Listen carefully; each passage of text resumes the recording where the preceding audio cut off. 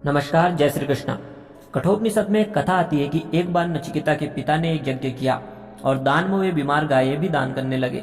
न देने योग्य गौ के दान से दाता का उल्टा अमंगल होता है। इस विचार से सात्विक बुद्धि संपन्न ऋषि कुमार नचिकेता अधीर हो उठे। पिता के मंगल की रक्षा के लिए अपने अनिष्ट की आशंका होते हुए भी उन्होंने विनय पूर्वक कहा, पिताजी, इस प्रकार से बीमार गौ का दान करने से अनिष्ट हो सकता है, और वैसे मैं भी आपका धर्म मुझे किसे दे रहे हैं। पिता कुछ नहीं बोले। नचिकेता ने पुनः पूछा, लेकिन पिता फिर कुछ नहीं बोले। तीसरी बार पूछने पर पिता को क्रोध आया और वे चिढ़कर कहा कि तुम्हें मृत्यु देवता को दूंगा। नचिकेता विचलित नहीं हुए। परिणाम के लिए वे पहले से ही प्रस्तुत थे। उन्होंने हाथ जोड़कर पिता से कहा, पिताजी, शरीर नश्वर है पर सद आचरण सर्वोपरि है। आप अपने वचन की रक्षा के लिए मुझे यम सदन जाने की आज्ञा दे। ऋषि सहम गए, पर पुत्र की सत्यपरायणता देखकर उसे यमपुरी जाने की आज्ञा उन्होंने दे दी। नचिकेता ने पिता के चरणों में प्रणाम किया और वे यमपुरी के लिए प्रस्थित हो गए। यमराज कांप उठे। अतिथि ब्राह्मण को सत्कार न करने का परिणाम वे जानते थे, और वैसे भी ये तो अग्नितुल्य तेजस्वी ऋषि कुमार थे, जो उनके अनुपस्थिति में उनके द्वार पर बिना अन्न जल ग्रहण किए 3 दिन बिता चुके थे। जब यमराज यमपुरी पहुंचे तो यम जल पूरित स्वर्ण कलश अपने ही हाथों में लिए दौड़े।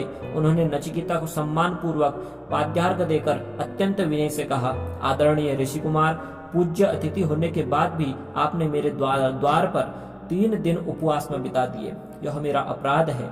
आप प्रत्येक दिन के लिए एक एक वर मुझसे मांग लें। तब नचिकेता ने पहला वर मांगा, हे मृत्यु, मेरे पिता मेरे प्रति शांत और क्रोध रहित हो जाएं, और मैं जब यहाँ से लौटकर घर जाऊं तब वे मुझे पहचान कर प्रेम पूर्वक बात करें। पितृभक्त बालक ने प्रथम वर मांगा और यमराज ने तथास्तु कहा। नचिकेता ने फिर दूसरा वर मांगा और कहा, हे मृत्यु, स्वर्ग के साधनभूत अग्नि को आप भलीभांति जानते हैं। उसे ही जानकर लोग अमृतत्व और देवतत्व को प्राप्त होते हैं। मैं इसे जानना चाहता हूँ। यह मेरी द्वितीय वर याचना है। तब यमराज ने इसका उपदेश नचिकेता को दिया और नचिकेता की बुद्धि की प्रशंसा की। फिर यम ने तीसरा वर मांगने को कहा। नचिकेता से कहा कि आत्मा का मरने के बाद क्या होता है।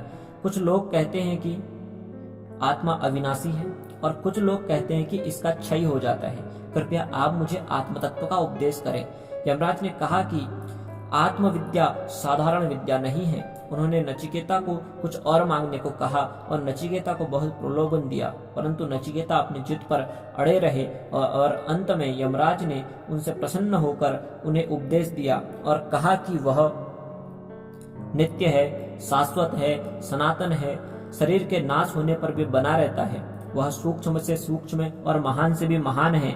वह समस्त अनित्य शरीर में रहते हुए भी शरीर रहित है। समस्त अस्थिर पदार्थों में व्याप्त होते हुए भी सदा स्थिर है। वह कण कण में व्याप्त है। सारा सृष्टि क्रम उसी के आदेश पर चलता है। अग्नि उसके भय से चलता है। सूर्य उसी के भय से तपता है। इंद्र, वायु और 5वां मृत्यु उसी के भय से दौड़ते हैं।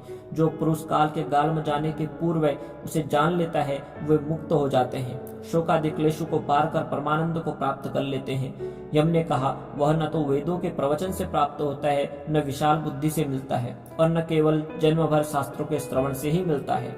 वह उन्हीं को प्राप्त होता है जिनकी वासनाएं शांत हो चुकी हैं, कामनाएं मिट चुकी है, और जिनकी पवित्र अंतःकरण को मलिनता की छाया भी स्पर्श नहीं कर पाती, जो उसे पाने के लिए अत्यंत व्याकुल हो जाते हैं। आत्मज्ञान प्राप्त कर लेने के बाद उद्दालक पुत्र कुमार नचिकेता लौटे तो उन्होंने देखा कि वृद्ध तपस्वियों का समुदाय भी उनके स्वागतार्थ खड़ा है।